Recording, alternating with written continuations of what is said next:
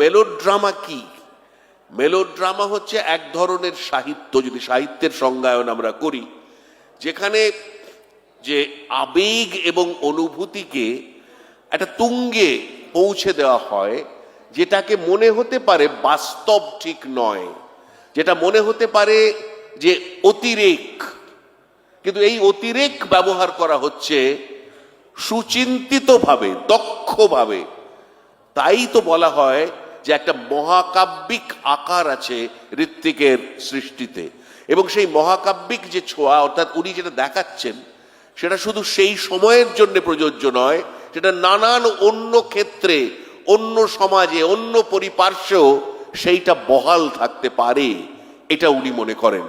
যেমন ধরা যাক, উনি শুরু করেছেন নাগরিক। এখানেও একটা অদ্ভুত ব্যাপার, 52তে কিন্তু নাগরিক তৈরি হয়ে গেছে প্রায়, তার মুক্তি হয়েছে বোধহয় 76 না 77 সালে, কিন্তু তৈরি হয়ে গেছে সর্বপ্রথম। মানে ঋত্বিক করেছেন সত্যজিতের আগে, মৃণালের আগে, এবং সেখানে কিন্তু একটা ব্যতিক্রমী ছবি তৈরি করেছেন।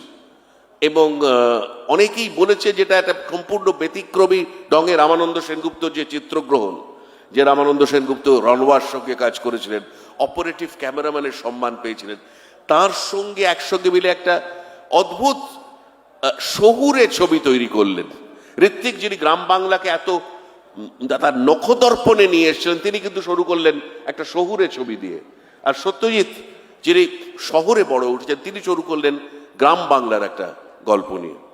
তো এই প্রথম ছবি থেকেই কিন্তু এক ওই যে অন্তহীনতা, একটা অনন্ত যাত্রা, অসীমতা আমরা পেয়েছি নাগরিকে, খুবই বাস্তবধর্মী। এবং যদি কোথাও নব্য বাস্তববাদের ছোঁয়া থেকে থাকে ঋত্বিকের, সেটা নাগরিকেই আছে।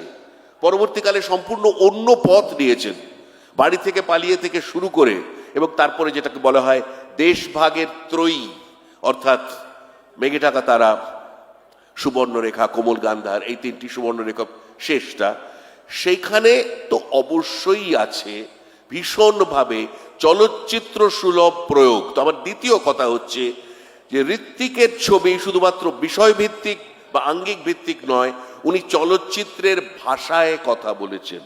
অনেক সময় আমাদের পরিচালকরা খুব সুন্দর সৃষ্টি করেছেন, কিন্তু চলচ্চিত্রের তো আলাদা একটা ভাষা।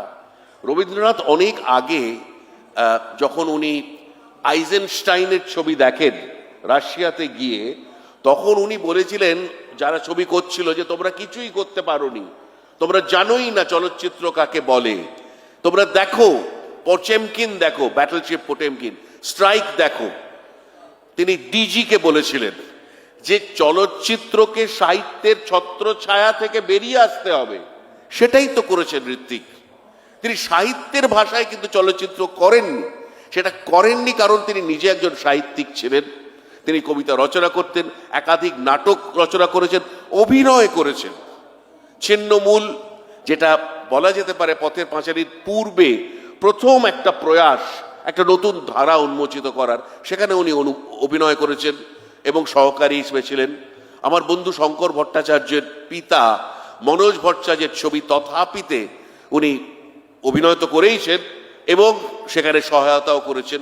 এবং যখন পুনে ফিল্ম ইনস্টিটিউটে উনি চলে যান 60-এর দশকে, মনোজ ভট্টাচার্য ওখানে ছিলেন এবং তখন অল্প সময়ের জন্যে উনি ভাইস প্রিন্সিপাল ছিলেন। পরবর্তীকালে উনি এসেছেন ভিজিটিং প্রফেসর হিসেবে। অথচ যারাই পুনে ফিল্ম ইনস্টিটিউটে যায় তারা বলে আমরা ঋত্বিকের ছাত্র। এটা খুব আশ্চর্য।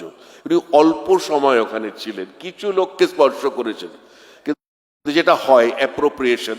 কিন্তু আমি বলতে চাইছি যারা তার ছাত্র, তাদের মধ্যে মানিক কাউল এবং কুমার সাহানির নামটা করতে হবে। এখানে সত্যজিতের একটি কথা আমি তুলে ধরছি। উনি বলছেন যে আমি মানিক কাউল আর কুমার সাহানি আর ঋত্বিক ঘটকের মধ্যে কোনো রকমের সাদৃশ্য খুঁজে পাচ্ছি না। একমাত্র একটু মজা করে বলেছিলেন তাদের সরসতার অভাব ছাড়া, অর্থাৎ হাস্যরস বিবর্জিত। এটা হয়তো একটা প্রতিক্রিয়া, কারণ একটা সময় ছিল যখন সত্যজিৎকে আক্রমণ করেছিল কিছু কিছু পরিচালক। কিন্তু আমি এটা বলতে চাই যে সত্যজিতের প্রথম কথাটা হয়তো সম্পূর্ণরূপে মেনে যাওয়া যায় না, কারণ একটা সাদৃশ্য আছে। সাদৃশ্য শুধু একটা অ্যাপিয়ারেন্স থেকে হয় না। One is the appearance of reality and one is the reality. আমরা কেন এই যে বিভিন্ন ধরনের আন্দোলন হলো ঊনবিংশ শতাব্দী এবং বিংশ শতাব্দীতে, অর্থাৎ কিনা অভিব্যক্তিবাদ কিংবা অধিবাস্তবতা, এগুলো কিন্তু শুধুমাত্র বাস্তবকে খণ্ডন করার জন্য না, এগুলোর একটা উদ্দেশ্য ছিল এবং সেই উদ্দেশ্যটা বুঝতে হবে। ঋত্বিক তার ছবির মধ্যে হয়তো অভিব্যক্তিবাদ ব্যবহার করেছেন, এক্সপ্রেশনিজম, আর কুমার সাহানি বা মানি কাউল হয়তো ভীষণভাবে অ্যান্টি ড্রামাটিক, কিন্তু তিনজনই কিন্তু চলচ্চিত্রের ভাষায় কথা বলেছেন, সাহিত্যের ভাষায় নয়।